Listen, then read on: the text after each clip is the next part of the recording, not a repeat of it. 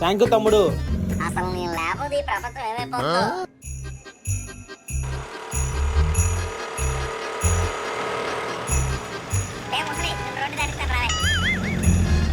చాలా సంతోషం బాబు, నిండు నూరేళ్ళు సంతోషంగా ఉండు. అసలు నేను మామూలు మనిషిని కాదేమో, కారణ జన్ముండి సాయాలు చేయడానికి పుట్టాను. సేవ స్ఫూర్తి ఎక్కువ.